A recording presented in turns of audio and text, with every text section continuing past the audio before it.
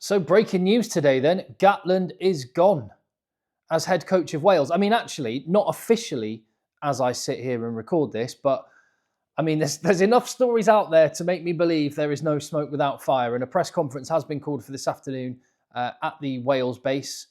And it looks like it's going to be confirmation of what has been reported already today. Warren Gatland is to be cut loose from his role as head coach of Wales and bringing to an end a pretty sorry second spell with Wales, which has seen him oversee a 14th straight defeat at the weekend against Italy. He was given a bit of a reprieve only a few months ago after the Autumn Nations series, and obviously everyone in the higher ups at the WRU were hoping for a change in fortunes in the Six Nations. It hasn't happened, and it's a really, really sad end.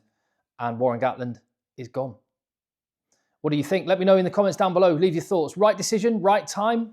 Who takes over? That's obviously where the question and the conversation is going to move on to very, very quickly. So leave your thoughts down below. Give the video a thumbs up and hit subscribe as well. I think overall, it's just sad to see, actually. I mean, it's sad to see on lots of levels. First and foremost, just seeing Wales at the low ebb they're at. There was a comment in a video the other day.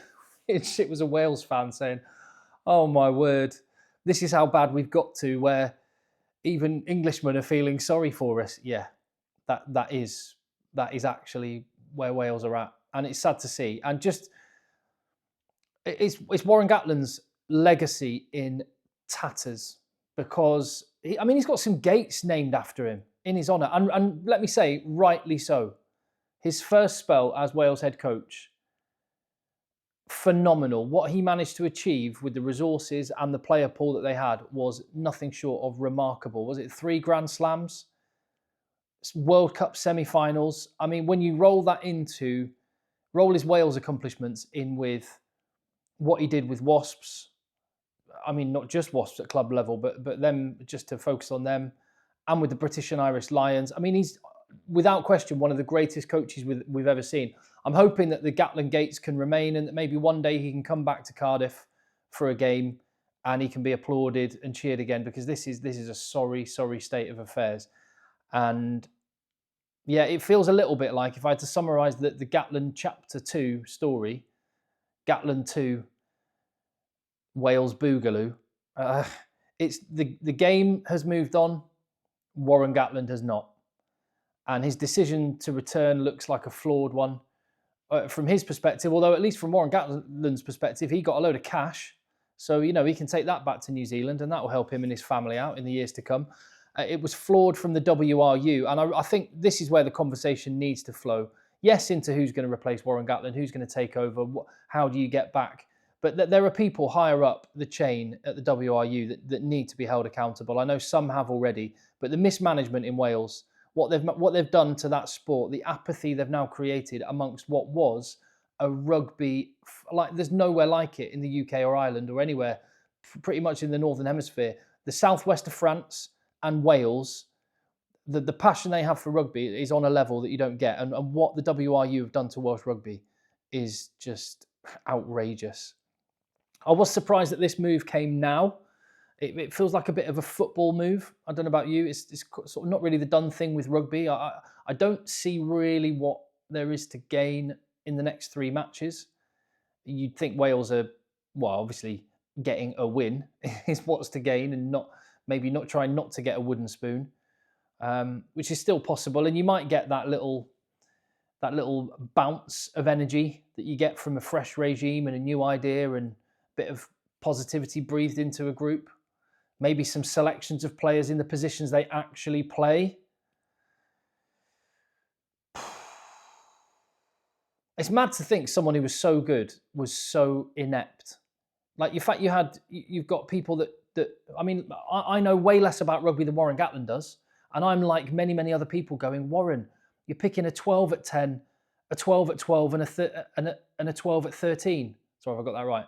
A 12 at 10, a 12 at 12, and a 12 at 13. What are you doing when there are other options available? What's that? You say you don't want to pick Gareth Anscombe because he's 33 and too old, but you're picking Liam Williams and Taulupe Faletau, who are both older. Make it make sense. He brought this on himself. I'm not saying, for the record, that any of those individual selections would have made a difference to the ultimate outcome of the matches.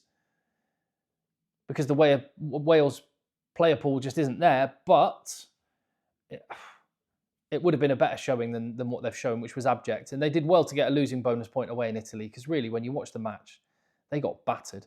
Anyway, Matt Sherratt is in line to take over on an interim basis for the rest of the Six Nations. He's the head coach at Cardiff. He'll know the players. They'll know him.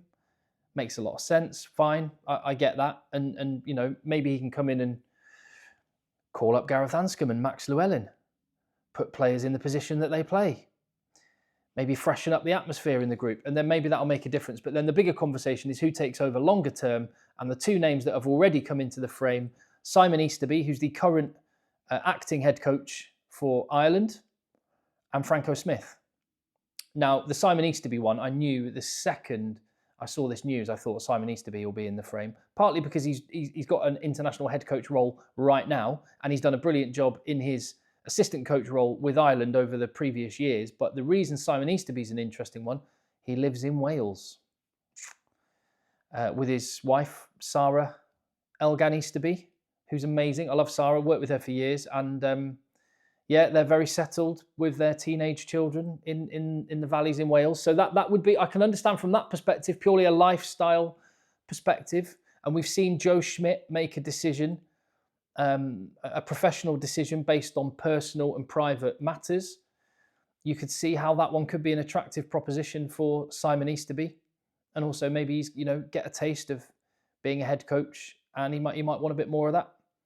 But if he does go to Wales, because it's going to be a tough gig for whoever takes this on, that's why I think the Simon Easterby one is one that I knew would come up straight away, and I think would be high on the list, because he wouldn't only be making the decision for rugby reasons if he were to take that job. Franco Smith, persuading him to do the job, well, it would be a tougher sell, because yes, it's an international gig, but the challenge on pure rugby terms is a really, really tough one. I mean, you could say taking over when there's so little expectation and the team's at its lowest ebb ever means it can only go one way, but we haven't seen that yet. Have we seen the bottom for Wales? I hope that's the case, but it remains to be seen. But what we can say for certain is that Warren Gatland looks like he's not going to be there much longer. For what it's worth, a name that I've mentioned before when doing videos talking about Wales. What about Patrice Lagisquet? He was the Portugal head coach ahead of and during the Rugby World Cup 2023. And the reason I mentioned Patrice Lagisquet before, and the reason I'll chuck his name out there now, is because this is a guy with a track record of elite coaching in order to problem solve the limitations of a team. So he took Portugal and recognised, I've got a load of part-time players, they're quite skillful, but they're not big and powerful. Sound like anyone at the minute? Wales, by any chance? So what I'll do is I'll come up with a game plan and an approach which will make the most out of those talents and minimise the weaknesses that we have, which is a lack of power. And he managed to construct a game plan where Portugal managed to get the ball to the edge and play high tempo, high offloads, avoid the big physical confrontations and get the ball one-on-one with fast men on the edge. And that's what Wales need. They need someone with a bit of a fresh approach who can just own all of the limitations that Wales have got right now while they wait for their player pathways to repair and the players to come through, someone that can do a job. And that's why I say Patrice Lagisquet for the Wales head coach job. What about it? Let me know if you think, if you agree. I'm not sure you'll get him, because I think, just like Joe Schmidt, I think Patrice Lagisquet has a child with special needs, and that's why he lives and stays in. I interviewed him, and he lives in Biarritz. I met him down in Bayonne, but an international job, he might be able to bounce back and forth between the south of France and south of Wales. Could work. Just putting it out there. Let me know what you think. I will see. I think we're going to get more stories about this.